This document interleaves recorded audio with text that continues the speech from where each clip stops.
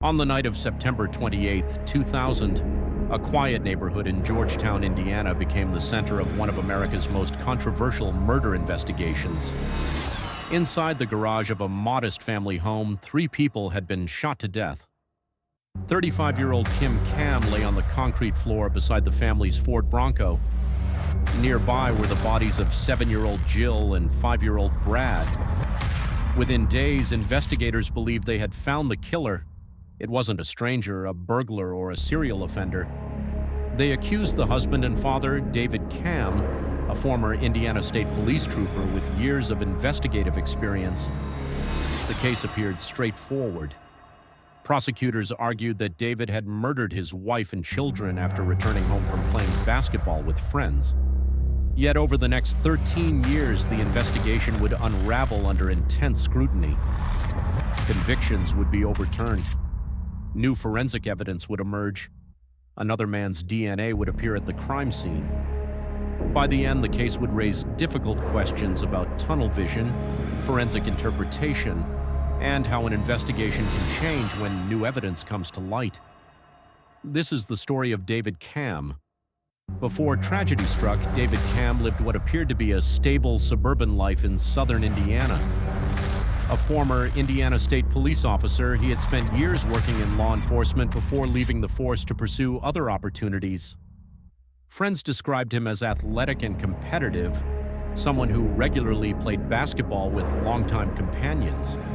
His wife, Kim, devoted much of her time to raising their 2 young children. Jill was energetic and outgoing, while Brad loved sports and looked up to his father.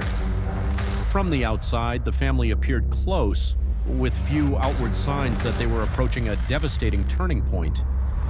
Like many families, they had experienced disagreements and everyday pressures, but nothing publicly suggested that violence was imminent.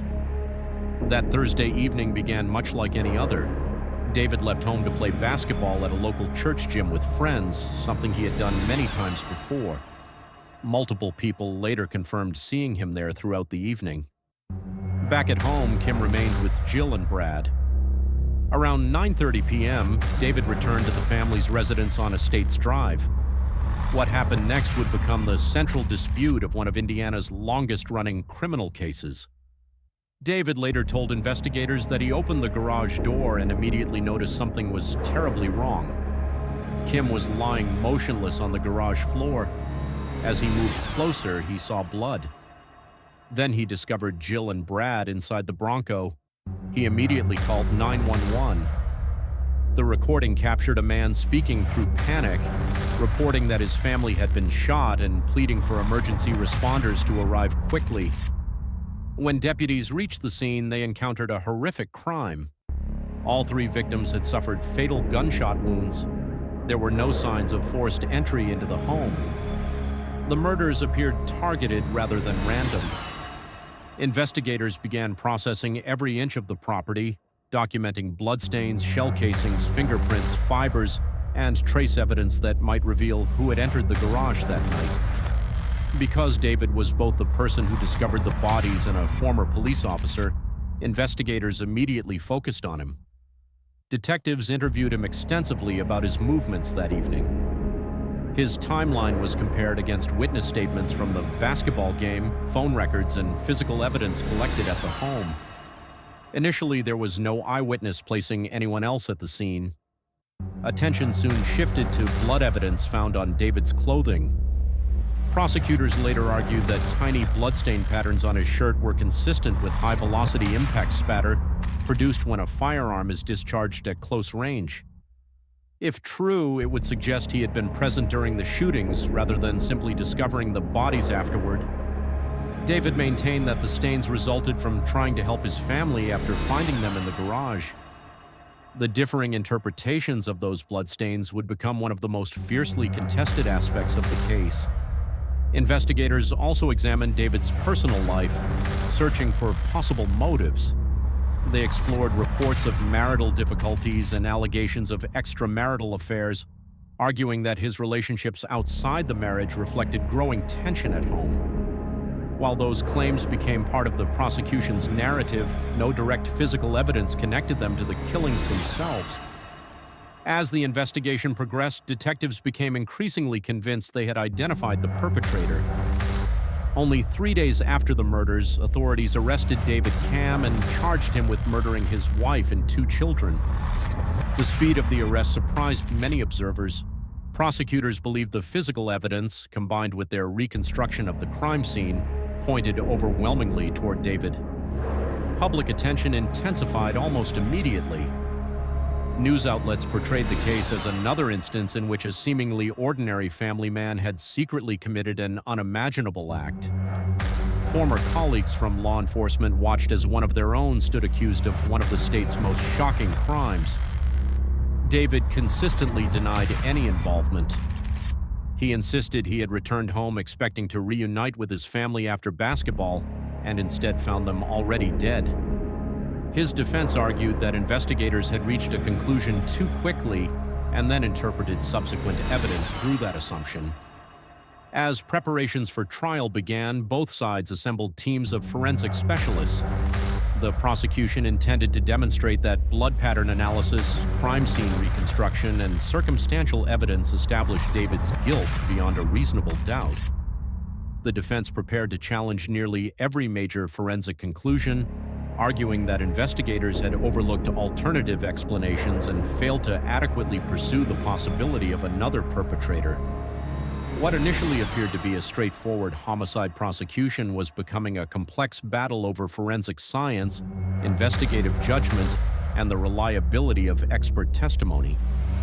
The courtroom would soon become the stage where those competing interpretations faced their first major test.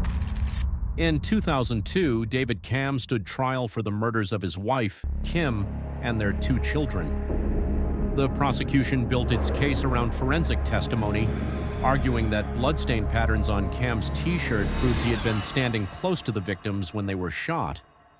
They also introduced evidence of his alleged extramarital affairs, suggesting they revealed a motive for the killings. The defense countered that the blood evidence had been misinterpreted and that the prosecution had relied heavily on character attacks rather than direct proof.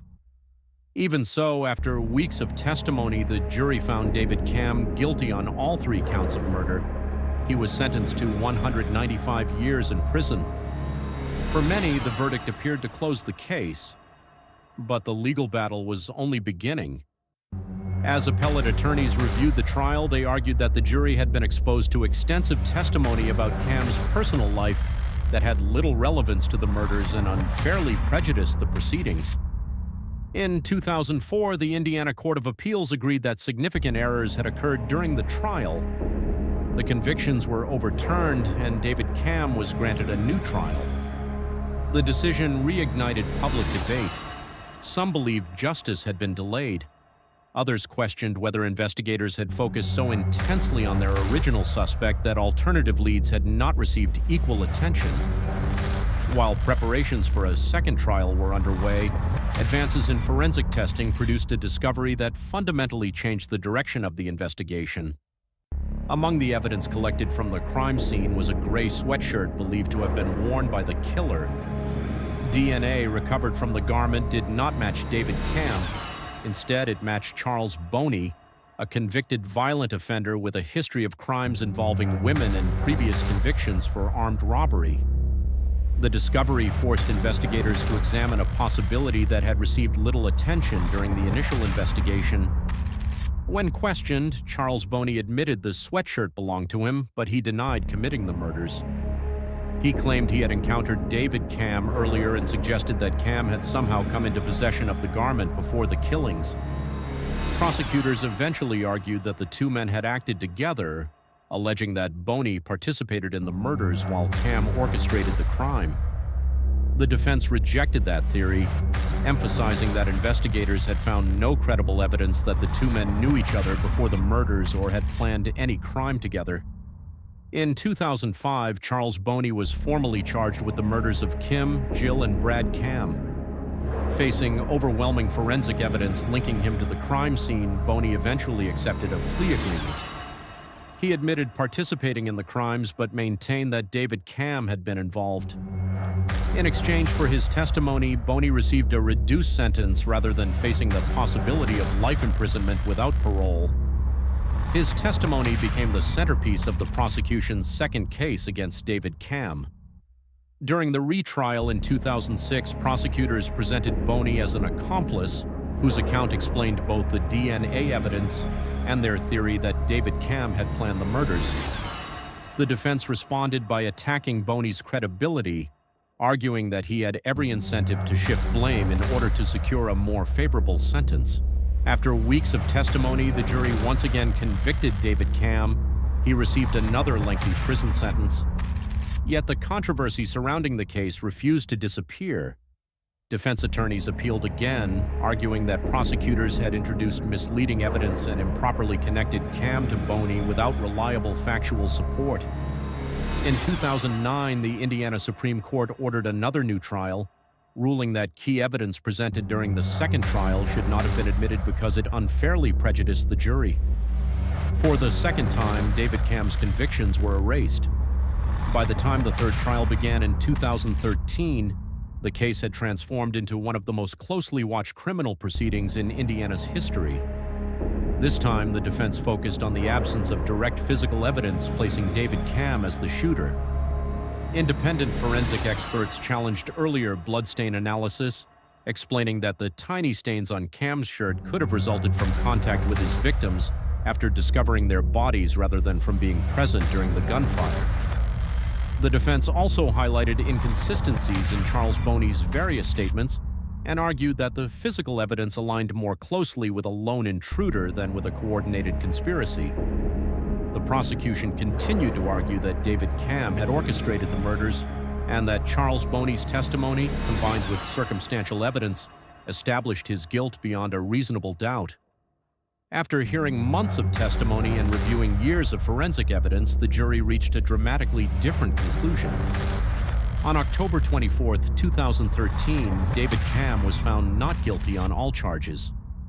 After spending approximately 13 years in prison, he walked out of the courtroom a free man. The acquittal did not erase the tragedy that had devastated the Camm family, nor did it answer every question surrounding the murders.